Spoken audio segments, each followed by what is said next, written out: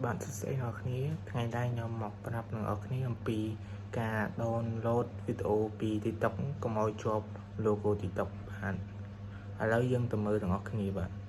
ជាដំបូងយើងចូលមកក្នុងកម្មវិធី TikTok សិនដើម្បីរកវីដេអូដែលយើងចង់ download នេះទៅមក scroll រកវីដេអូណាដែលយើងចង់ download មកខ្ញុំចង់ដូចទៅខ្ញុំចង់ download វីដេអូហ្នឹងខ្ញុំគាត់តែចុច scope លើវាបន្តិចមកហើយយើងទៅ copy link នេះយើង copy link វាមកទៅមកទៀតយើងគាត់តែចូលទៅ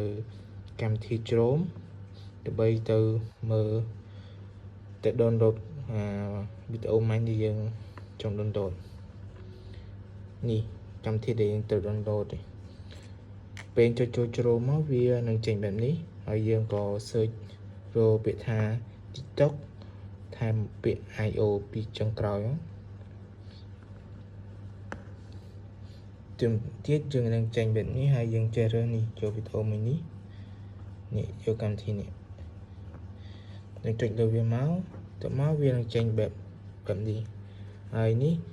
គឺជាកន្លែងដែលយើងផាស link ដែលយើង copy វីដេអូពីកម្មវិធី TikTok មកមិញទៅមកយើងផាសវាមកយើងផាសវា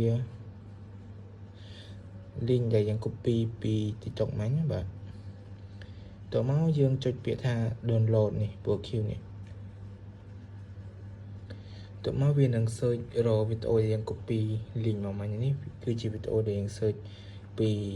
TikTok មិញហើយតមកទៀតយើងអូសស្គរមកក្រោមមកអានេះកម្មវិធីពណ៌ខៀវក្រោមវានេះគឺយើង down ស្ដាប់តែបទចម្រៀងឯងវាអត់មានរូបភាពវាអត់មានវីដេអូទេតមកនេះទី2នេះហើយយើងត្រូវ download វីដេអូតមកយើងចុចលើវាមកនេះបាទសិនទៅនេះយើងបាន download រួចហើយយើងចុចលើវាមក